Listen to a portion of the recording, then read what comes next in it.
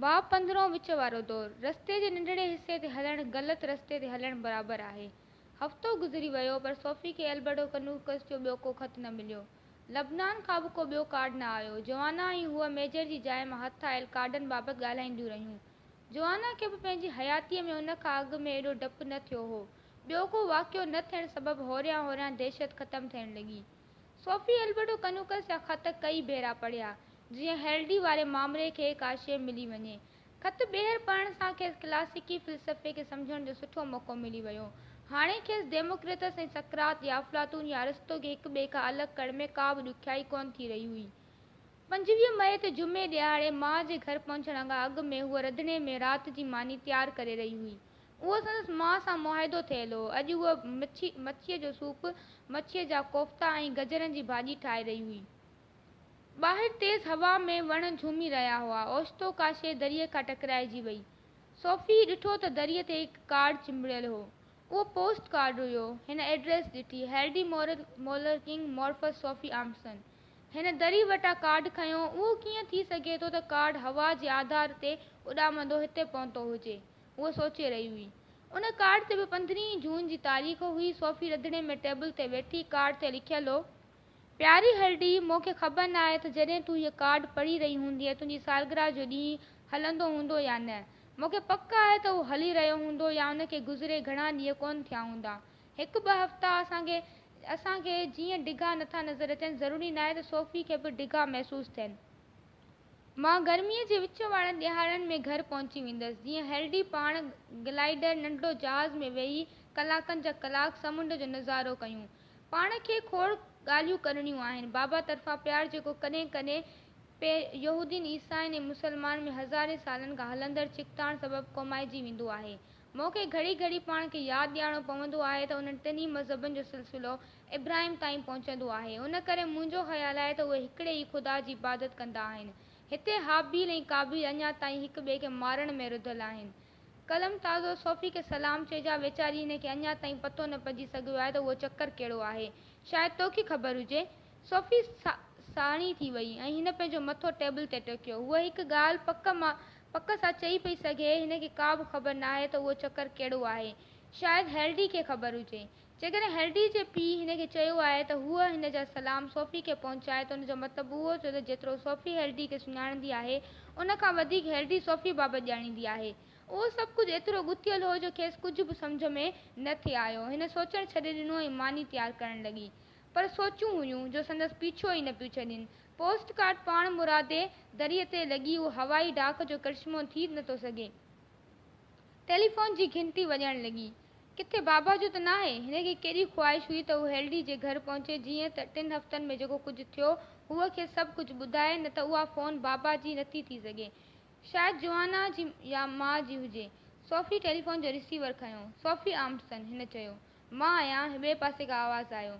SoFi खे 3 ॻाल्हियुनि जो यकीन हो। उहो आवाज़ु संदसि पीउ जो न हो। आवाज़ु कंहिं मर्द जो हो ऐं आवाज़ु ॿुधल हो। केरु? एल्बर्टो। उफ़ उफ़ उफ़। सोफ़ी खे लफ़्ज़ ई नथे सम्झ में आया।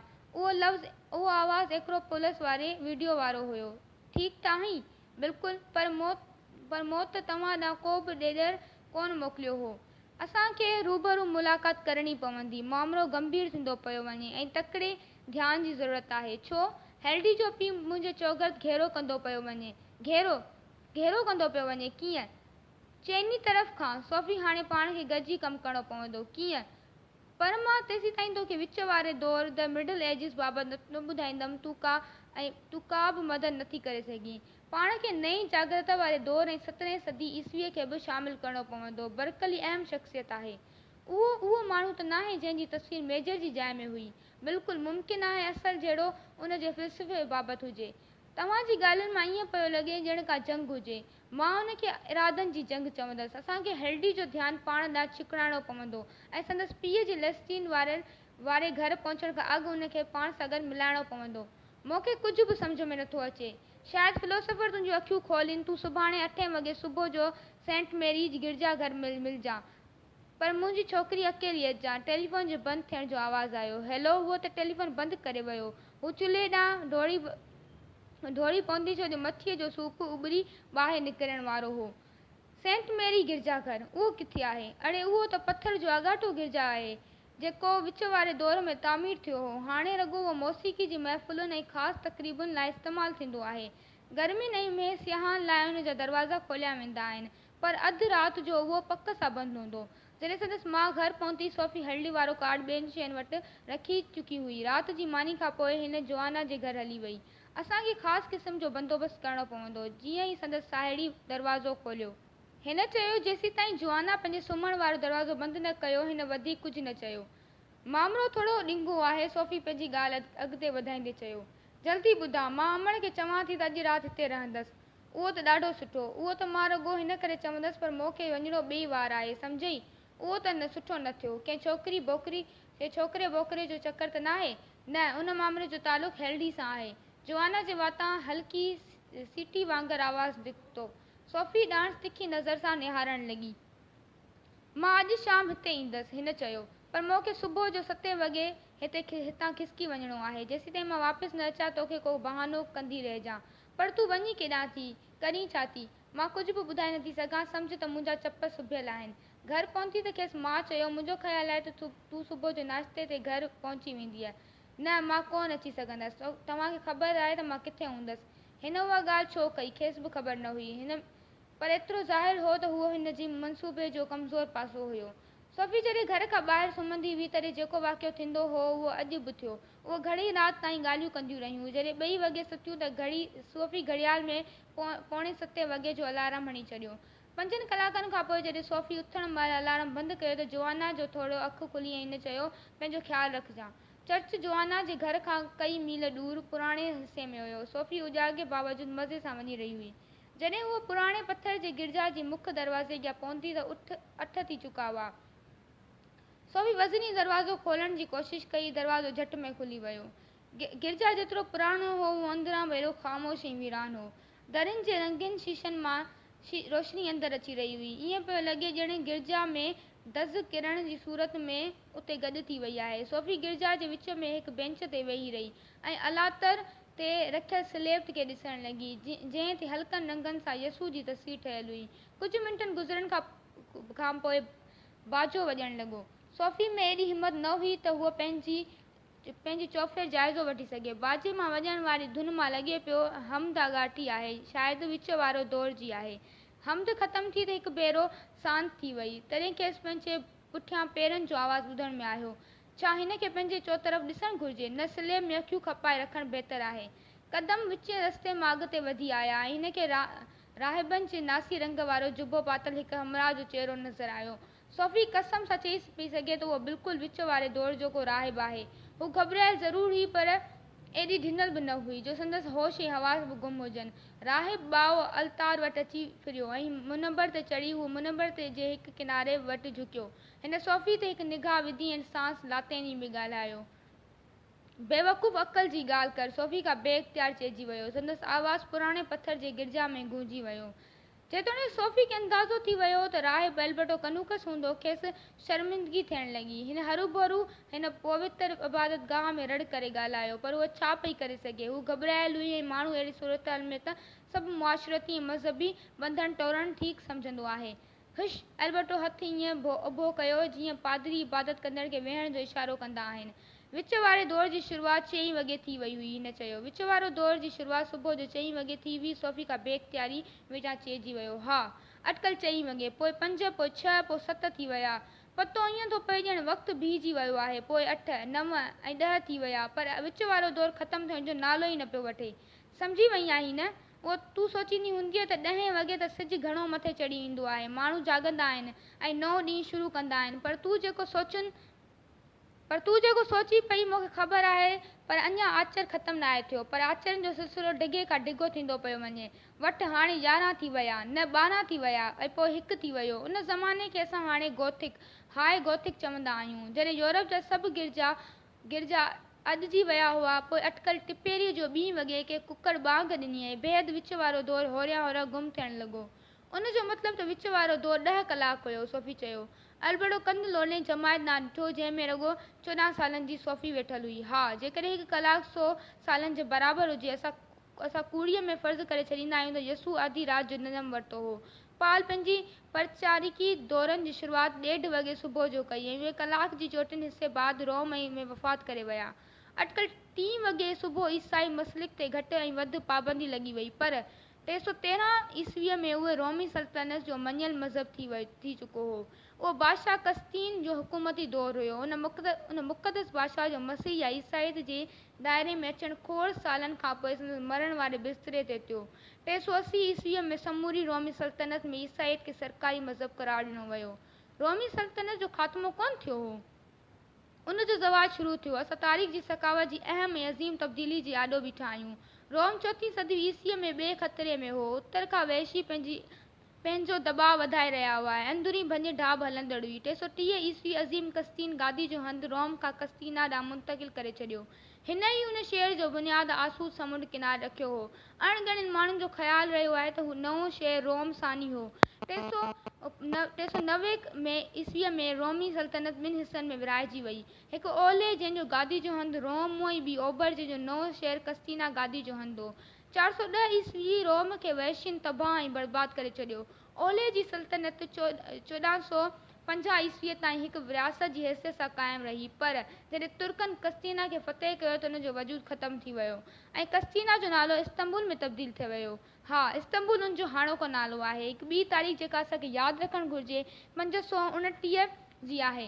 उन साल कलीसा एथेंस में अफ़लातून जी अकेडमी बंदि करे छॾी। ईसाइनि जेके पंहिंजे वॾियूं जमायतूं ऑर्डर्स जोड़ियूं, उन्हनि जी पहिरीं जमायत बेंतकी हुई, उन ई साल वजूद में आई। उन करे 529 ईस्वी वारो साल उन तरीक़े जी अलामत बणिजी वियो जंहिं ईसाई कलसिया यूनानी फ़िलसफ़े ते ढकणु लॻाइण लाइ इस्तेमालु कयो। तॾहिं खां ख़ानकाउनि खे तालीम, फ़िकर ऐं मराक़बे ते उधारी थी वई। सोफी एल्बर्ट जे ॿुधायल वक़्तनि जो अंदाज़ो लॻाए लॻी।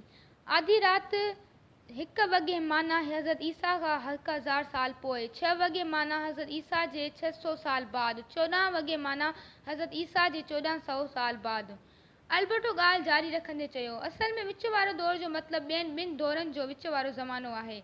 उहा तरकीब नए जागरता जे दौर में ठाही वई। उन ज़माने खे ऊंदाहो दौर बि चयो वेंदो आहे। उनखे 1000 सालनि जी ॾुखी राति बि चयो वेंदो आहे। उहा राति यूरोप जे अॻाटे ज़माने ऐं नई जागरता जे दौर जे विच वारे ज़माने में छायल रही। अॼुकल्ह विच वारे दौर जी तरकीब मनफ़ी माना में इस्तेमालु कई वेंदी आहे, पर हाणे कुझु तारीख़दान उन राय जो इज़हार करणु लॻा आहिनि त 1000 साल विच वारो दौर ॿिज फुटण ऐं ॿूटे वधण वारो दौरु हुयो।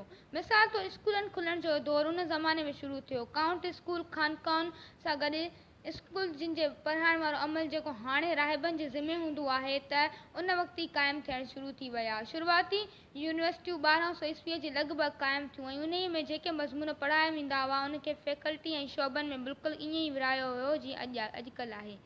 1000 साल वाक़ई डिघो वक़्तु आहे, हा, पर ईसाइत खे अवाम ताईं पहुचण में वक़्तु लॻो। वधीक उहो त विच वारे दौर दौरान मुख़्तलिफ़ क़ौमूं, रियासतूं, नेशन स्टेट वजूद में अचणु लॻियूं जिन जा पंहिंजा शहर ऐं शहरी लोक गीत ऐं लोक दास्तानूं हुयूं। जेकॾहिं विच वारो दौरु न हुजे हा, परियुनि जूं आखाणियूं ऐं लोक गीत कीअं वजूद में अचनि हा, ऐं उहो पिणु त यूरोप कीअं हुजे हा। शायदि को रोमी सूबो इंग्लैंड, फ्रांस ऐं जर्मनी जे नालनि जो जेको ॾाको ॿुधण में अचे थो उहो उन ई अणघट समुंड मां मिलियल आहे। उन में अञा बि एतिरो कुझु आहे जो छा ॻाल्हि कजे। जंहिंखे असां विच वारो दौरु चवंदा आहियूं, सनवरी एस्ट्रोलोसन विच वारे दौर जो ई माण्हू हुयो। उहो ई हाल सेंट ओलिव शारमिया ऐं रोमियो जूलियट जो हुयो, जो जून ऑफ आर्क आइवेन हो, हाइमिल पाडमर अणगणिया ताक़तवर हुकुमरान ऐं नाले वारा बादशाह, औरतुनि जी इज़त मणंदड़ सरदार ऐं परियुनि जहिड़ी नारियुनि, रंगीन शीशा ठाहींदड़ कारीगर वग़ैरह जो तालुक़ बि उन दौर सां आहे। ऐं रोमन कैथोलिक मसलिक जी पोइ लॻनि राहबनि, सलेबी लड़ाइनि ऐं हिसो वठंदड़ या जादूगराणियुनि जो ज़िक्र ई नाहे कयो। ऐं तव्हां कलीसा वारनि जे किरदार ते बि रोशनी नाहे विधी। तो ठीकु चयो। हलंदे हलंदे एतिरो सो ॿुधाए छॾियां त नार्वे में ईसाइत 11 सदी ईस्वीअ ताईं कोन आई हुई। उहो चवणु वधा थींदो त नार्डिक मुल्कनि हिकु ई वक़्तु ईसाइत क़बूलु कई।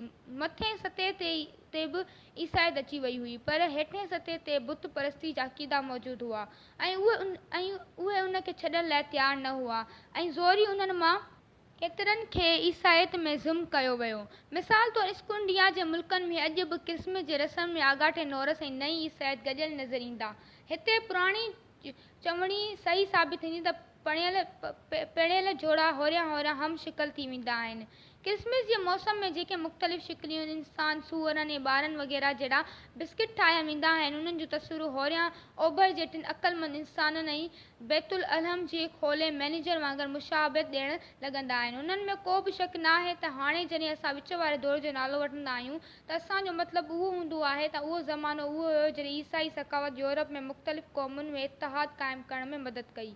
उन जो मतिलबु उहो आहे त उहो ज़मानो मुकमल ज़ुल्म वारो न हुयो, हा, पर सन 400 ईस्वीअ खां पोइ इब्तदाई सदियूं वाक़ई सकावती खोट जी अलामत हुयूं। रोमी दौरु आला सकावत जो निशान हुयो। उन में वॾा वॾा शहर हुआ। उन्हनि जी ख़सूसियत रुॻो ख़ूबसूरत इमारतूं न हुई, पाणी जे नेकाल जो सिस्टम, अवाम लाइ तड़खाना ऐं लाइब्रेरियूं बि हुयूं। विच वारे दौर जी इब्तदाई सदी दौरान उहा समूरी सकावत मिटीअ में मिली वई। उहो ई हाल वणज वापार जो थियो। माण्हू जंस जी बदिले जंस वसीले ॾेती ॾेती करणु लॻा। माण्हू ग़ुलामनि जियां गुज़ारण लॻा। ॿिनि वेलनि जे लाइ सख़्तु महिनत करणु लॻा। आबादी बि तेज़ी सां घटिजणु लॻी। पुराणे दौर में रोम जी आबादी 10 लखनि खां मथे हुई, जेका 6हीं सदी ईस्वीअ ताईं घटिजी 40,000 ते पहुती। ऐं इहे शाहाणी शहर जूं आलिशान इमारतूं ॾिसण ऐं घुमण वारनि जो तादादु तमामु घणो घटिजी वियो ऐं उन्हनि क़ीमती शयूं ज़ाया करे छॾियूं। जंहिं खे बि अॾावती शइ जी ज़रूरत पवंदी हुई, अॻाटे इमारतुनि मां सामान कढी ॾेई छॾींदा हुआ। उन ते अॼु जे दौर जा आर्कियोलॉजिस्ट पटड़ो पटींदा था रहनि त कीअं न विचें वारे दौर जूं नवारतूं ख़तमु थियूं। जॾहिं वाक़ियो थी वेंदो आहे, अक़ल पिघारणु सवलो थी वेंदो आहे। सियासी लिहाज़ सां रोमी दौरु 4हीं सदी ईस्वीअ जे आख़िर ताईं क़ाइमु थी चुको हो। पोइ बि रोमी बिशप रोमन कैथोलिक चर्च जो वॾो सरबराही बणिजी वियो। हिन खे यूरोप जो ख़िताबु ॾिनो वियो। हू लातिनी ज़ुबान में पापा चइबो आहे जो ख़िताबु ॾिनो ऐं धरतीअ ते हू यसू जो नाइब सजणु लॻो। उन करे विच वारे दौर जी घणे अरसे दौरान रोम खे ईसाई जो मुख्य शहर वारो दर्जो हासिलु हो। पर जीअं जीअं नई क़ौमी रियासतनि जा बादशाह ऐं बिशप साहगारा थी विया, उन्हनि मां हिकु ॿिनि एतिरी हिमत अची वई जो उहे कलसिया आॾो सीनो साए बीठा। तव्हां चयो त कलसिया एथेंस में अफ़लातून जी अकेडमी बंदि करे छॾी हुई। उन जो मतिलबु उहो आहे त समूरो यूनानी फ़िलसफ़नि खे विसारियो वियो। मुकमल तौर ते न। अरिस्तो ऐं अफ़लातून जे कुझु लिखड़नि खां पोइ माण्हू वाक़िफ़ हुआ, पर पुराणे रोमी सल्तनत ते मुख़्तलिफ़ सकावतुनि में विराइजी वई हुई। ओलह यूरोप वारी सकावत में जेका ईसाई सकावत हुई, उन ते लातिनी सकावत जो असरु हुयो। उन जो मुख्य हंधु रोम हुयो। उन ओभर यूरोप वारी ईसाई सकावत यूनानी नाले बास्तीन सां सॾियो वञणु लॻो। ईअं असां रोमी कैथोलिक विच वारे दौर जे मुक़ाबले में बास्तीनी विचें दौर जो ज़िक्र कंदा आहियूं। उत्तर अफ्रीका ऐं विच ओभर मशरिक़ वसतनि में कॾहिं रोमी सल्तनत जो हिसो हुआ। उन्हनि इलाइक़नि में विच वारे दौरान मुस्लिम सकावत वधणु लॻी ऐं उते अरबी ॿोली ॻाल्हाइण लॻी। 632 में हज़रत मोहम्मद सल्लल्लाहु अलैहि वसल्लम जिन जी वफ़ात खां पोइ विच ओभर ऐं उत्तर अफ्रीका ॿई मुसलमाननि जे कब्ज़े में अची विया ऐं कुझु अरसे खां पोइ हिस्पानिया बि इस्लामी सकावत जो हिसो बणिजी वियो।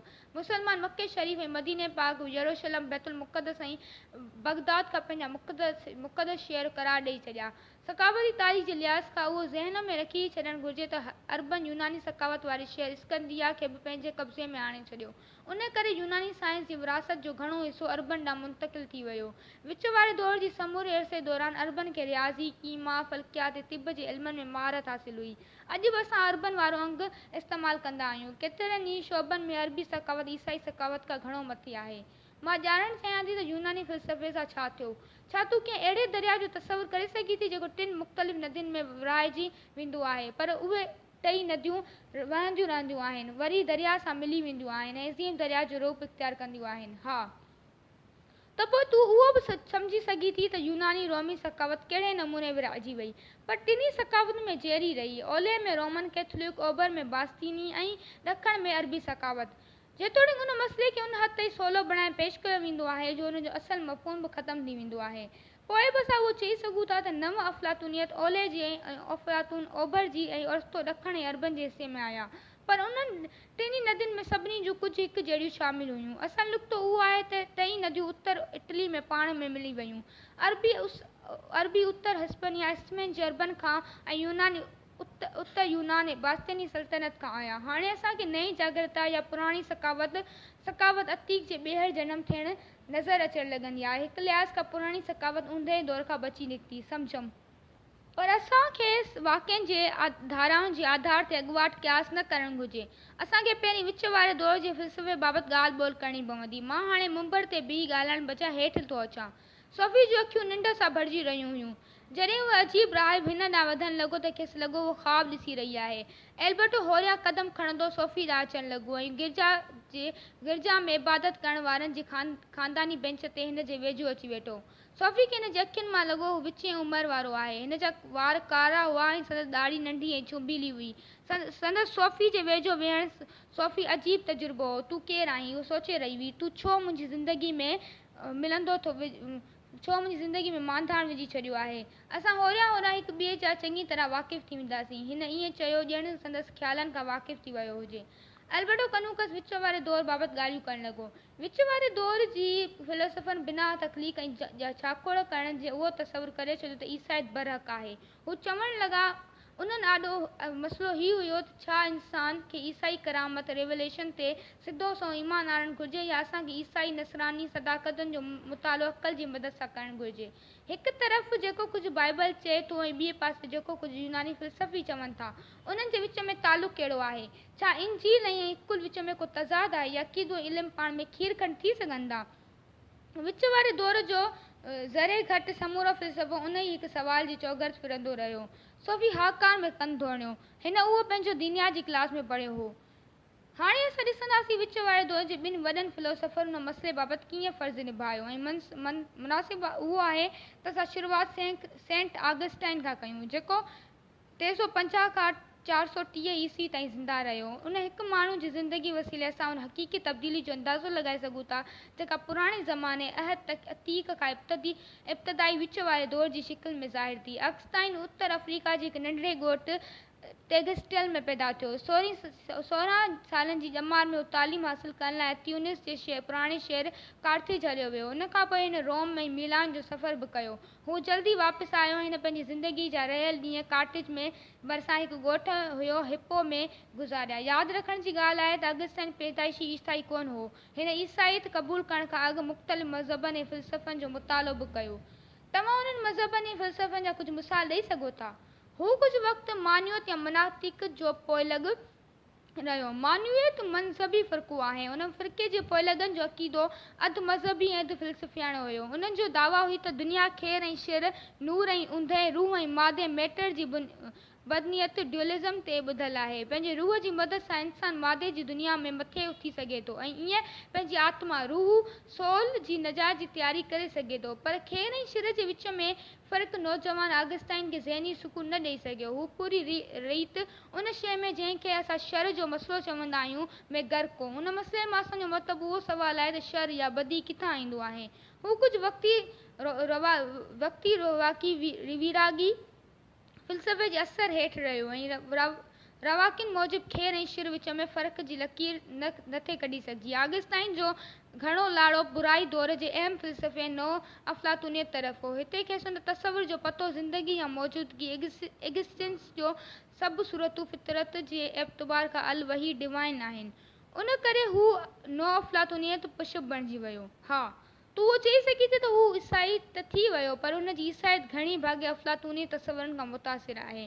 उन करे सोफ़ी तोखे उहा ॻाल्हि यादि रखणी पवंदी त जीअं ई असां ईस्वी विच वारे दौर में दाख़िल थियूं था, असांखे यूनानी फ़िलसफ़े खां रस्तो टोराइण लाइ को ड्रामाई अमल नज़र नथो अचे। यूनानी फ़िलसफ़े जो घणो हिसो सेंट ऑगस्टाइन जहिड़े मज़हबी रहनुमानि वसीले नएं दौर ताईं पहुचायो वियो। तव्हांजो मतिलबु आहे त ऑगस्टाइन अधु ईसाई ऐं अधु अफ़लातूनी हो। हिन खे ईसाइत ऐं अफ़लातूनी फ़िलसफ़े विच में को हक़ीक़ी तज़ाद नज़र न ईंदो हो। हू पाण खे 100 सैकड़ो ईसाई सम्झंदो हो। हिन जे वेझो अफ़लातूनी ऐं ईसाई अक़ीदनि विच में मुशाबिहत एॾी चिटी हुई जो हू सम्झणु लॻो त अफ़लातून पक सां पुराणे अहदनामे खां वाक़िफ़ हो। उहा वॾी हक़ीक़त वारी ॻाल्हि आहे। असांखे ईअं खणी चवणु घुरिजे त ऑगस्टाइन अफ़लातून खे ईसाई बणाए छॾियो हो। उन करे जॾहिं हिन ईसाई ते ईमान आंदो त हिन हर उन शइ खां तालुक़ु न टोड़ियो जेको जंहिंजो फ़िलसफ़े सां ॻंढापो हो। न, हिन उन ॻाल्हि लाइ ध्यानु छिकरायो त अकुल रुॻो कुझु हदनि अंदरि ई तव्हांखे मज़हबी मसइलनि ताईं रहनुमाई करे सघे थो। उहो उन खां अॻिते नथो वञी सघे। ईसाइत अलवही राज़ आहे जंहिंजो अदराक असां रुॻो ईमान वसीले ई करे सघूं था। पर जेकॾहिं असां ईसाई ते ईमान आणियूं, ख़ुदा असांजी रूह खे रोशन करे छॾींदो। जीअं असांखे धणी सॻोरे बाबति हिकु क़िस्म जी माफ़ूक़ल फितरत इल्म जो तजुर्बो थी सघे थो। सेंट ऑगस्टाइन पंहिंजे बातिन में महसूस कंदो हो त फ़िलसफ़ो हिकु ख़ासि हद ताईं वञी सघे थो। जेसिताईं हिन ईसाइत क़बूल कोन कई हुई खेसि कॾहिं बि रूहानी करार न मिलियो हो। जेसिताईं असांजी दिलि तोखे ख़ुदा नथी बीहे उनखे सुकून नथो अचे, हिन लिखियो हो। मूंखे बिल्कुलु सम्झ में न आयो त अफ़लातून जे ख़्यालनि जो ईसाइत सां कहिड़ो मेल थी सघे थो। सोफ़ी एतिराज़ कयो, उबती तसवुरनि आइडियाज़ मां छा ख़्यालु आहे? सुठो सवाल। ऑगस्टाइन उहा दावा कंदो हो त ख़ुदा दुनिया बातिल वॉइड मां तख़लीक़ कई आहे। उहो तसवुरु इंजी ॾिए थो। यूनानी तरजीह उहा हुई त दुनिया हमेशह खां मौजूदु हलंदी पई अचे, पर ऑगस्टाइन जो अक़ीदो हो त ख़ुदा जी दुनिया तख़लीक़ करण खां अॻु अलवहियत जे ज़हन में तसवुरु मौजूदु हुआ। उन करे हिन अफ़लातूनी तसवुरनि खे ख़ुदा में ॻोल्हियो ऐं अहिड़ी तरीक़े सां हिन अफ़लातून जे उबती तसवुरनि जे नज़रिये खे तहफ़ुज़ ॾिनो। वरी उस्तादी वारी ॻाल्हि थी लिखे लॻे, पर उन सां उहो ज़ाहिर थी वञे थो त न रुॻो ऑगस्टाइन पर ॿियनि वॾनि क्रिस्चियन में यूनानी ऐं यहूदी तसवुरनि में हिकु जहिड़े पैदा करण लाइ धरती आसमान हिकु करे छॾिया। हिकु लिहाज़ खां उन्हनि जो तालुक़ु ॿिनि सकावतुनि सां हो। ऑगस्टाइन शर बाबति पंहिंजे ख़्याल में नर अफ़लातूनियत ॾांहुं लाड़ो रखंदो हो।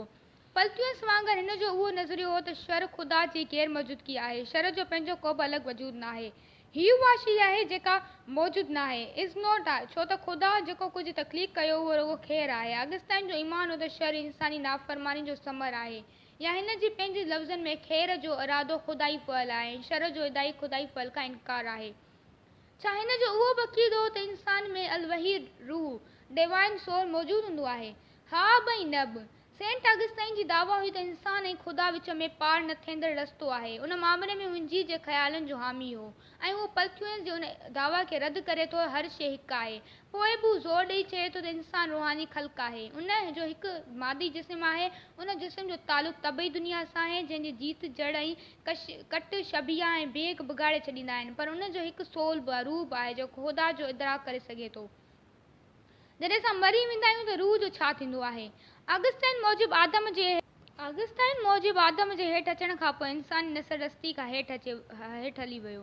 पोइ बि ख़ुदा फ़ैसिलो कयो त हू कुझु ख़ासि माण्हुनि खे उबती अज़ाब या दोज़ख खां बचाईंदो। जेकॾहिं उहा ॻाल्हि आहे त ख़ुदा खे उहो फ़ैसिलो करणु घुरिजे त हू सभिनी खे बचाईंदो। जेसिताईं हुन मामले जो तालुक़ु आहे, ऑगस्टाइन हुन ॻाल्हि खे नथो मञे त इंसान खे ख़ुदा जी तनक़ीद करण जो हक़ु आहे। हिते हू रोमिन जे नाले सेंट पाल जे ख़त जो हवालो ॾिए थो। ए इंसान, तूं केरु आहीं जो ख़ुदा आॾो जवाबु ॾीं थो? छा ठहियल शइ ठाहींदड़ खे चई सघे थो त तो मूंखे ईअं छो ठाहियो? छा कुंभर खे मिटी ते इख़्तियार आहे जो हिकु ई घोड़े मां हिकु थांव इज़त लाइ ठाहे ॿियो बेइज़ती लाइ? छा ख़ुदा मथे वेही माण्हुनि सां खेॾंदो रहंदो आहे? जीअं ई उन जी पंहिंजी मख़लूक मां दिलि भरिजी वेंदी आहे, उनखे खणी हिकु पासे उछलाए छॾींदो आहे। ऑगस्टाइन जो चवणु हो त को बि माण्हू ख़ुदा जी बख़्शिश जे लाइक़ु न आहे। ख़ुदा कुझु माण्हुनि खे उबती फ़नकार खां बचाइण लाइ चूंडे छॾियो आहे। उन करे उहा को राज़ जी ॻाल्हि नाहे त बचायो कंहिंखे वेंदो ऐं फटकार कंहिंखे पवंदी। उहो संदसि इख़्तियार आहे। असां सभु हिन जे रहमो करम ते आहियूं। उहो हिकु लिहाज़ खां मुक़दर जे पुराणे अक़ीदे ॾांहुं मोटी वियो, शायदि, पर इंसान ते पंहिंजी ज़िंदगी जो ज़िम्मेवार पाण अचनि थियूं। असां मर्ज़ी जा मालिक आहियूं, पर असां कहिड़े क़िस्म जी ज़िंदगी गुज़ारींदासीं उन जी ॼाण ख़ुदा खे अॻुवाटी आहे। छा उहा नाइंसाफ़ी न आहे? सोफ़ी पुछो। सकरात चयो त असां सभिनी खे हिकु जहिड़ा मौक़ा हासिल आहिनि, छो त असीं हिकु जहिड़ी पूरे अक़ल जा मालिक आहियूं। पर ऑगस्टाइन इंसान खे ॿिनि गुरोहनि में विराए छॾे थो। हिकिड़े जे हिसे में बख़्शिश ऐं ॿिए जे हिसे में फटकार अचे थी। तुंहिंजी ॻाल्हि उन माना में सही आहे त सेंट ऑगस्टाइन जी दीनियात एथेंस जे इंसानी दोस्त खां परे हटियल आहे, पर ऑगस्टाइन इंसान खे ॿिनि गुरनि में नथो विराए। हू रुॻो निजात ऐं फटकार जे इंजील जे नज़रिये जी तशरीह करे थो। उन जी तशरीह पंहिंजे आलमानी किताब आसमान जो शहर सिटी ऑफ गॉड में कई आहे। मूंखे उन बाबति ॿुधायो। उहो आसमान जो शहर या आसमान जी बादशाह जी तक़रीब इंजील ऐं यसू जी तालीम मां आई आहे। ऑगस्टाइन जो अक़ीदो त समूरी इंसानी तारीख़ आसमान जी बादशाही ऐं दुनिया जी बादशाही जे विच में छिकताण जी कहाणी आहे। ॿई बादशाहियूं सियासी बादशाहनि जो न आहिनि जेके हिक ॿिए खां मुख़्तलिफ़ ऐं अलॻि आहिनि। उन्हनि जी कोशिश हुई त हिकु फ़र्द ताईं उहे पंहिंजी आज़ादारी क़ाइमु कनि। आसमान जे बादशाही घटि वधि वाज़े तौर ते कलीसिया ऐं उन दुनिया जे बादशाही में रियासत में, मिसाल तौरु रोमी मुल्कियत जेके ऑगस्टाइन जे ज़माने में ज़वाल लाइ वञी रही हुई, मौजूदु हूंदी आहे। विच वारे दौर जी समूरे ज़माने दौरान कलीसिया ऐं रियासत मुमलिकत जी मनबरे हुजण लाइ छिकताण थींदी रही आहे। उन सां ॾींहों ॾींहुं तसवुरु वधीक चिटो थींदो वियो। तॾहिं मूं चयो वियो कलीसिया खां ॿाहिरि निजात न आहे। अगस्ताइन जो आसमान जो शहर कलीसियाई नज़रिए जो मंझंदि मिसाल थी वियो। जेसिताईं 16वीं सदी ईस्वीअ में तहरीक इस्लाह मज़हब खां शुरू न थी, कंहिं बि उन तसवुरु ख़िलाफ़ एहतजाज जो आवाज़ न उभारियो त माण्हुनि जी निजात रुॻो कलीसिया वसीले मिली सघे थी। उहो वक़्तु अचिणो ई हो। असां उहो बि ॾिसी सघूं था त अगस्ताइन पहिरियों फ़िलसफ़ी हो जे तारीख़ खे पंहिंजे फ़िलसफ़े में घेरियो। खेर ऐं शेर विच में छिकताण कंहिं बि लिहाज़ सां नई ॻाल्हि न हुई। नई ॻाल्हि उहा हुई त अगस्ताइन जे वेझो उन छिकताण जो मैदान तारीख़ हुई। अगस्ताइन जी लिखणी जे उन पासे में अफ़लातून जो अमल दख़ल न आहे। हू तारीख़ जे खिते लीनियर नज़रिए खां वधीक मुतासिर हो, जंहिं सां असांजो वास्तो पुराणे अहदनामे में पए थो। पुराणे अहदनामे में उन सिलसिले में हीउ तसवुरु ॾिनो वियो त ख़ुदा खे पंहिंजे आसमानी बाशत मुकमल करण लाइ समूरी तारीख़ जी ज़रूरत पए थी। इंसान जी रोशन ख़्याली ऐं शिर जे ख़ात्मे लाइ तारीख़ ज़रूरी आहे। सोफ़ी पंहिंजी घड़ी में ॾिसंदे चयो, 10 थियनि पिया, मूंखे वञिणो आहे। मूं अञा विचोले दौर जे हिकु अज़ीम फ़िलसफ़े बाबति ॿुधाइणो आहे। छा पाण ॿाहिरि हली वेही सघूं था? एल्बर्टो उथियो ऐं ॿाहिरि रवानो थियो। सोफ़ी वटि उन खां सवाइ ॿियो को बि चारो न हो। न हूअ संदसि पुठियां ॿाहिरि आई। सिजु अञा सुबुह वारनि ककरनि मां कोन निकितो हो। ॿई ॼणा चर्च ॿाहिरां बेंच ते वेठा। सोफ़ी सोचियो, माण्हू ॾिठो त उहे छा सोचींदा। सुबुह जो 10 वॻे चर्च जी बेंच ते वेहणु, थोरी विचोले दौर जे राहिब सां वेहणु केॾो न अजीब आहे। उहे अठ थिया हुआ। हिन ॿुधाइणु शुरू कयो, सेंट अगस्ताइन तोड़े स्कूल खुलण खां 400 साल अॻु गुज़री चुका आहिनि। उतां खां 10 वॻे कन्यूकेट स्कूलनि जी इजारदारी क़ाइमु थी वेंदी आहे। 11 वॻे जी विच में पहिरियों कैथलाइट स्कूल खुलंदो ऐं मंझंदि खां पोइ यूनिवर्सिटियूं अज़ीम गोथिक कैथेड्रल बि साॻे वक़्तु खुलंदा। हीउ चर्च बि 12वीं सदी ईस्वीअ में जंहिंखे पाण अज़ीम गोथिक ज़मानो चवंदा आहियूं, हिन शहर उहो वॾो कैथेड्रल क़ाइमु न करे सघिया। उन्हनि खे ज़रूरत न पवंदी, सोफ़ी चयो। हूअं बि मूंखे ख़ाली चर्च खे ख़राबु लॻंदा आहिनि। ओ पर कैथेड्रल रुॻो वॾनि मेड़नि कोन बणाया वेंदा आहिनि। उहे ख़ुदा जे जलाल लाइ मज़हबी जशन थींदा आहिनि। उन दौर जे कुझु अहिड़नि मुख़्तलिफ़ ॻाल्हि थी जेका अॼु जे दौर में असां जहिड़नि फ़िलसफ़नि लाइ अहम आहे। एल्बर्टो ॻाल्हि जारी रखंदे चयो, स्पेनी अरब जो असरु रंग ॾेखारणु लॻा। विच वारे दौर समूरी दौर में अरबन अरिस्तो जे रिवायती ज़ेरे रखी हुई। 12वीं सदी ईस्वीअ जी पुॼाणीअ ते उत्तर इटली खां अरब आलिम पहुचणु शुरू थी विया ऐं अरिस्तो जे मुख़्तलिफ़ लिखणनि जी सुञाण थी। उन्हनि जो अरबी ऐं यूनानी लातीनी ॿोली में तर्जुमो थियो। उन सां तबई इल्मनि में नई दिलचस्पी पैदा थी ऐं ईसाई करामतुनि जी यूनानी फ़िलसफ़े सां तालुक़ जे मसइले में नई जान पइजी वई। उहा ॻाल्हि चिटी हुई त साइंस में अरिस्तो खे नज़र अंदाज़ करणु मुमकिन न हो, पर सुवालु हुयो त अरिस्तो खे फ़िलोसोफर तौरु मञणु कीअं मिली ऐं इंजील सां पंहिंजी ॻाल्हाइपे जो इज़हार कॾहिं कीअं कयो वञे। कुझु सम्झी थी? सोफ़ी हाकार में कनि धोड़ियो ऐं राह पंहिंजे ॻाल्हि अॻिते वधाई। उन ज़माने जो अज़ीम ऐं अहम फ़िलसफ़ो सेंट थॉमस एक्विनास 1225 खां 1270 ईस्वी हुयो। हिन रोम ऐं नेबल्स जे विच में हिकु नंढड़े ॻोठ में ॼाओ। हुन पेरिस यूनिवर्सिटी में दुनिया जो वॾो आलिम हुयो। मां हिन खे फ़िलोसोफर चवां थो, रुॻो दुनिया जो माहिर न। उन ज़माने में फ़िलसफ़े ऐं दीनियात में को ख़ासि फ़र्क़ु न हुयो। जीअं विच वारे दौर में अगस्ताइन अफ़लातून खे ईसाई बणाए छॾियो हो, तीअं थॉमस एक्विनास अरिस्तो खे ईसाई बणाए छॾियो। यसू खां 100 साल अॻु पैदा थींदड़ फ़िलोसोफरनि खे ईसाई बणाइण का ख़राबु ॻाल्हि न हुई। तूं उहो चई सघी थी त, पर उन्हनि ॿिन्ही अज़ीम यूनानी फ़िलसफ़नि खे ईसाई चवणु मतिलबु उहो आहे त उन्हनि जे फ़िकर खे अहिड़े अंदाज़ में तशरीह करे बयानु कयो वञे जीअं उहे ईसाई जी ईमान वारे मसइले लाइ वधीक ख़तरो तसवुरु न थी सघनि। एक्विनास अरिस्तो जे फ़िलसफ़े खे ईसाई जे मिज़ाज मुताबिक़ करण जी कोशिशि कई। असां चई सघूं था त हिन ॼाण ऐं अक़ीदे जे विच में तरकीब वारो रस्तो सिंथेसिस तख़लीक़ कयो। हिन उहो रुॻो अरिस्तो जी ॻाल्हियुनि जो लफ़्ज़ी मतिलबु वठी कयो। हिन जे उबतड़ि अरिस्तो वीचारो चवणु शायदि ॿियो कुझु पियो चाहे या बिल्कुलु मुतज़ाद हुयो। एक्विनास जो अक़ीदो हो त असांखे फ़िलसफ़ो या अक़ल जेको कुझु सेखारीनि था, उन जे ऐं उन जे विच में जेको कुझु असांखे ईसाई करामतुनि या ईमान सेखारे थो, का छिकताण न हुजणु घुरिजे। घणो करे ईसाई ऐं फ़िलोसोफर हिकु ई ॻाल्हि कंदा आहिनि। उन करे असां अक्सर अक़ल जी मदद सां उन्हनि सचाइनि ताईं पहुची वेंदा आहियूं जिन जो ज़िक्र सां इंजील में पढ़ंदा आहियूं। उहा कहिड़ी ॻाल्हि थी? छा असांखे अक़ल ॿुधाए सघे थो दुनिया खे 6 ॾींहं पर दुनिया खे 6 ॾींहंनि में तकलीफ़ कयो या यसू ख़ुदा जो पुटु आहे। न, ईमान जी उन्हनि हक़ीक़त ताईं पहुचण लाइ ईसाई करामतुनि ऐं अक़ीदनि वसीले पहुची सघिजे थो। पर अक्यूनास जो केतिरो ई फितरी वहदन ऐं सचाइनि खे इक़्तिदाद हो। उन्हनि मां हिन जो मतिलबु उहे सचायूं आहिनि जिन ताईं ईसाई नसरानी ईमान ऐं असांजी पैदाइश ऐं फितरी अक़ल ॿिन्ही वसीले पहुच हासिल करे सघिजे। मिसाल तौरु उहो सच त ख़ुदा मौजूदु आहे। अक्यूनास जो अक़ीदो हो त ख़ुदा ताईं पहुचण लाइ 2 वाटूं वठी सघिजनि थियूं। हिकु वाट ईमान ऐं ईसाई करामत जी आहे, ॿी वाट हवास ऐं अकुल मां वेंदी आहे। उन ॿिन्ही में ईमान ऐं करामत वारी वाट सिधी ऐं सही आहे, छो त रुॻो अकुल ते एतबार करण सां रस्तो भुलिजी वञणु सवलो आहे। अक्यूनास जो ख़्यालु हो त अरिस्तो जहिड़े फिलोसोफर जे फ़िक्रनि ऐं ईसाई अक़ीदनि जे विच में कंहिं छिकताण जो हुजणु ज़रूरी नाहे। उन करे अरिस्तो ते एतबार करियूं या इंजील ते, उहा असांजी मर्ज़ी आहे। बिल्कुलु न। अरिस्तो रुॻो थोरे पंध ताईं साथ ॾिए थो, छो त हुनखे ईसाई करामत बाबति ॼाण न हुई। मिसाल, उहो चवणु ग़लति नाहे त अथींस यूरोप आहे, पर उहो जुमिलो समूरी सचाई नथो ॿुधाए सघे। जेकॾहिं को किताब उहो ॿुधाए त अथींस यूरोप जो शहरु आहे, त अक़लमंदी जी घुर्ज उहा आहे त कंहिं जाग्राफी जे किताब में ॾिठो वञे। उते तोखे समूरी हक़ीक़त जी ख़बर पइजी वेंदी त अथींस यूनान जी गादी वारो शहरु आहे। यूनान ॾखण ओभर ऐं यूरोप जो नंढो मुल्क आहे। जेकॾहिं क़िस्मत साथ ॾिनो त तोखे एक्रोपोलिस जी बाबति बि हिकु अधु ॻाल्हि जी ॼाण मिली वेंदी। रहियो सकरात, अफ़लातून ऐं अरिस्तो, उन्हनि जो ज़िक्र जी तवक़ा बि न थी करे सघिजे थी, पर अथींस बाबति उहा ॼाण दुरुस्त हुई। बिल्कुलु सही। पर अक्यूनास साबित करणु पियो चाहे त सचाई रुॻो हिकु हूंदी आहे।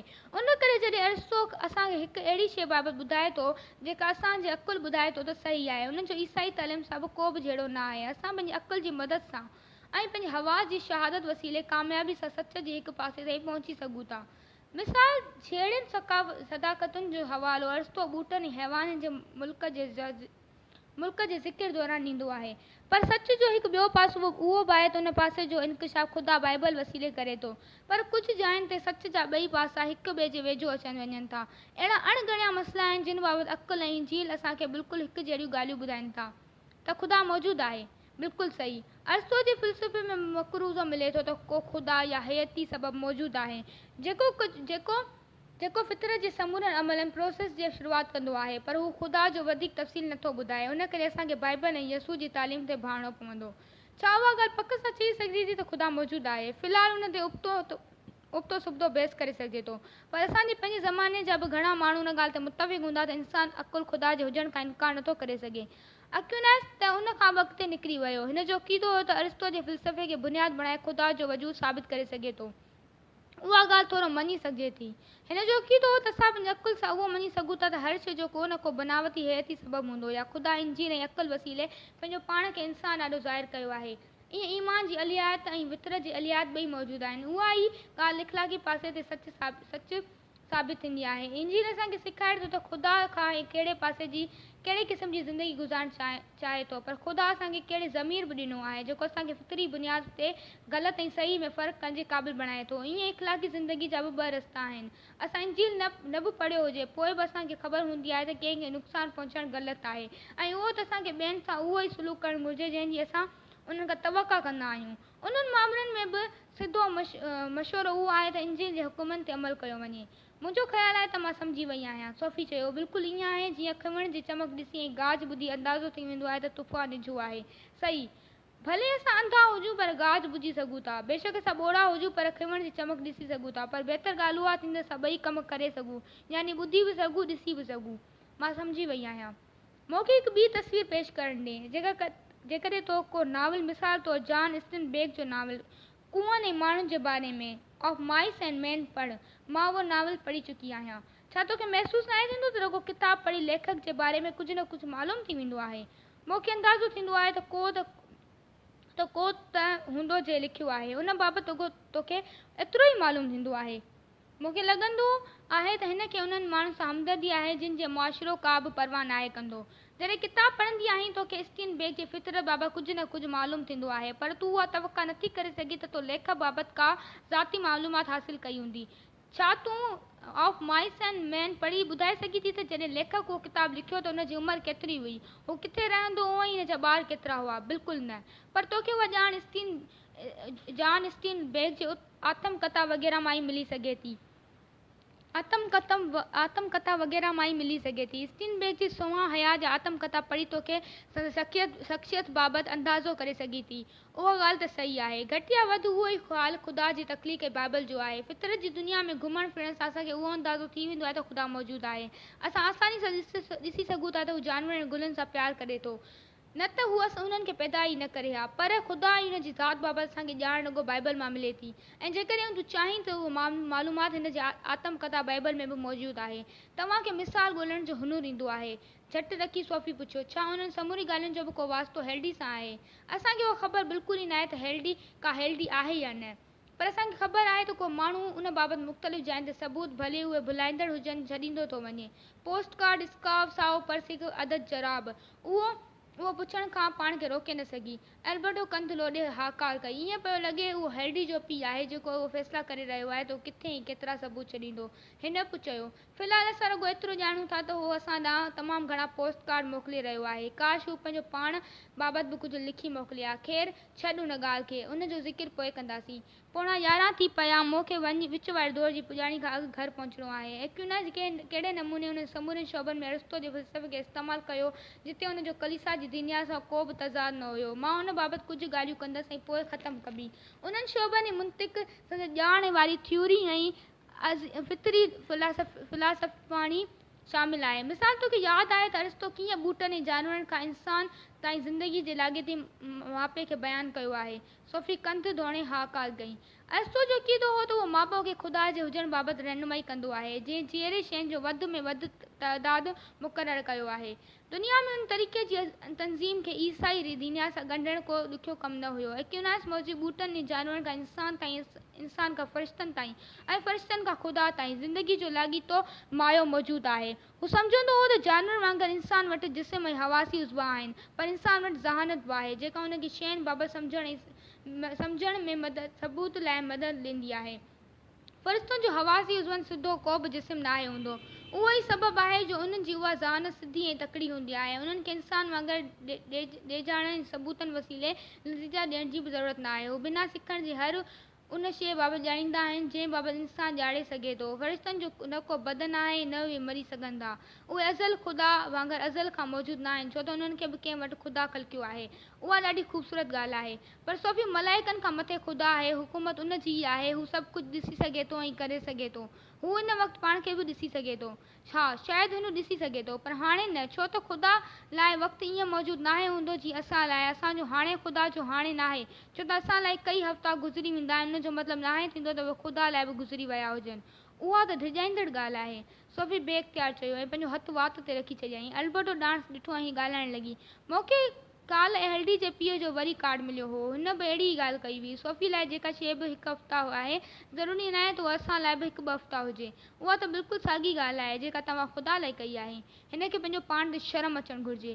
सोफ़ी पूरी रीति सम्झी न सघी त एल्बर्टो जो मतिलबु छा आहे। हू चवंदो रहियो, बदकिस्मती सां एक्विनास बि औरतुनि बाबति अरिस्तो वारे नज़रिए जी पोइलगी कई आहे। तोखे शायदि यादि हुजे त अरिस्तो जो ख़्यालु हो त औरत घटि या वधि अणपूरो मर्दु आहे। हू उहो बि सम्झंदो हो त ॿार खे विरसे में मर्द जूं ख़सूलतूं मिलंदियूं आहिनि, छो त औरत पैसिव ऐं वसूल कंदड़ रिसेप्टिव हूंदी आहे, जॾहिं त मर्द एक्टिव ऐं तख़लीक़कार हूंदो आहे। एक्विनास मूजिबि अरिस्तो जा उहे ख़्याल इंजील जे पैगामनि जहिड़ा आहिनि जेको मिसाल तौरु असांखे ॿुधाए थो त औरत मर्द जी पासरी मां पैदा थी आहे।